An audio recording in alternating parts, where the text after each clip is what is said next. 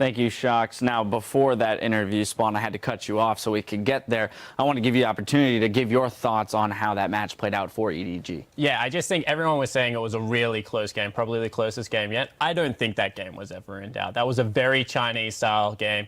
They played it exactly how you would, very, very slow, measured. They got the skirmishes that they were looking for, and as soon as those team comps were locked in, like, you cannot give Deft Urgot in this current meta. You saw how decisive he is with his ultimate. Their composition was that tanky that the longer that game went, and that is what EDG has shown on this patch that they want to do, like the more out of reach it was going. Sejuani versus Jarvan, the Hecarim versus Nara. I just think that these champions have that much more upside that the longer the game went, as soon as it hit 40 minutes, it was going to explode anyway. During the game, Quickshot had inquired about the Hecarim-Nara matchup, and I think that a large part of it came down to the itemization and the pressure that both teams put on the top lane. After the first gank, nobody came top to actually get any kills going on there. So it was an extended laning phase with the exception of just TPing bottom and trying to help out in that, I believe it was a 10-minute skirmish in the bottom side. And Nara itemized a Randuin's first item. That slows the attack speed and movement speed with the active. That doesn't really do anything to the Hecarim, or the Urgot for that matter. Sejuani is not a physical damage jungler, so I thought that was a really poor itemization choice. With an extended laning phase, you can go for a more damage-oriented build, such as the Frozen Mallet, really punish the Hecarim. You know, he gets bonus attack damage from movement speed, constantly slowed, less damage, worse trading. It's also pretty good against Cassiopeia. You know, you hit her once, can force a summoner. She's not very mobile unless she hits the Q.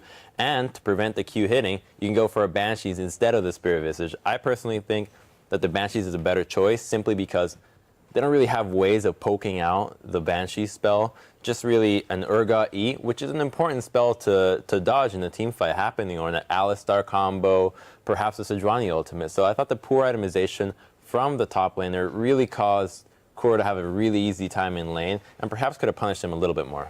Yeah, I think we're looking at the lane as an isolation a tad too much for how EDG are playing this game. As soon as they saw that Kalista, it was going to be a Hecarim 10 out of 10 times if it's not taken off the board. Hecarim deals with Kalista so well. If you're a Nara, it's very hard to stick on top of her. With Hecarim, you get that flank, you get the home guards in. Even if she gets landed away, you have that huge ultimate to chase her down. I think that they overcommitted on their bottom lane there. They tried to get them something that they're comfortable and proven that they can play in the past, and Koro really punished them for that with his pickup. Yeah, I think especially Koro, I think this is where, in the end, everything narrowed down to the TP play.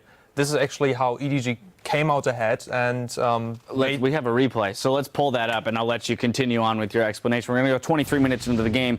This ends up being a 4-for-1 in favor of EDG. Yeah, what you see here is Hecarim coming mid lane, trying to go for Westor, chunking him down about half HP, a little bit below, and then everybody is collapsing onto the Hecarim, and he gets really, really low, getting this slow, needed to use the ultimate. And now I want you to look out what exactly is happening here. They use not the Sejuani ultimate, and they still have the TP on the side. So Koro is like going back to base instantly. Meanwhile, they are skirmishing out the fight, and everybody gets kind of lowish. They trade summoners. Fresh re-engages here, and this is the point where EDG is saying, okay, guys, we can still fight here. We can still go. Boom, TP behind them. What a beautiful ultimate, hitting 4 people, so important, and EDG just going ahead from this point out. And this is the team that has 3 Chinese players and 2 Koreans. Those comms looked absolutely flawless there. If you just look at that team, the fact that Koro has the TP flank and that the Sejuani ultimate comes and they bait them into this power vacuum where it looks like they're in a bad position, so people are drawn into that spot. And then the flank comes out with just this huge, massive Hecarim TPing into the back, which completely changes the flow I think that of the fight. is a really good display of a longer skirmish and how you actually bait the enemy going into, and still having the Sejuani and Hecarim TP. So I think that was really well played. Yeah. The big question mark for me here on the side of AHQ is the Jarvan pickup. I mean, I do understand that he is looking for some early aggression and trying to find a way to give his team some gold to work with, but especially when you do pick up the Kalista, Karthus, Gnar, things that can go decently late into the game, but then you supplement it with a Jarvan up against Sejuani, Hecarim, or Cassie, like, you're not going to win the late game, and you didn't take early enough laners to win the early game. It just doesn't seem like the composition is there.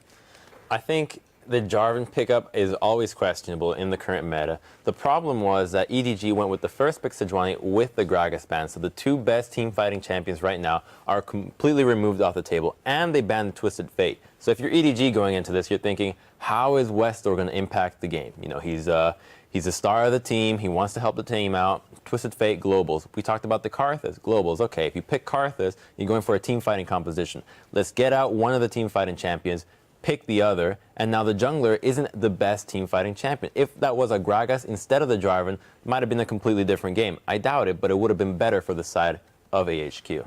Yeah, I think Nunu was the optimal pick there. You've already gone with Kalista. You've got the Rylai's on your Karthus to help her kite back. You create another zone with that absolute zero. Nunu completely shuts down Hecarim before he gets his damage item. Once he gets the Trinity Force, he can go through it with a Sheen proc, but up until then, he kind of does struggle against the Nunu. I just think there was better things available. Yeah, and I know that the Jack questioned the Rek'Sai ban in favor of the Sejuani being picked up. I don't know. I think maybe banning the Sejuani and forcing them to actually play that type of squishier style and then pick up the Nunu for yourself may have been optimal, because they probably would have first picked the Rek'Sai in that case instead of the Sejuani. I think that they utilized the Sejuani wonderfully. You saw that in the last team fight, and I think if you take it away from that. Yeah, just take it and utilize it as you did, and you're totally fine. So.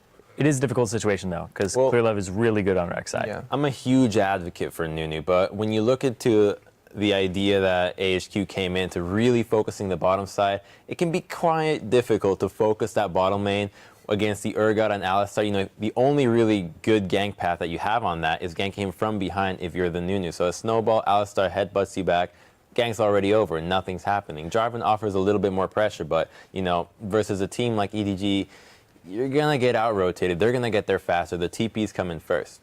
All right, well, I feel like this is a game we probably could talk about forever. There's a lot to discuss. Very exciting when you see two early game teams come up and butt heads against each other. We are going to step away, though, while Besiktas Esports Club and Team Solomid load onto the stage for our fourth game of the day. So don't go anywhere.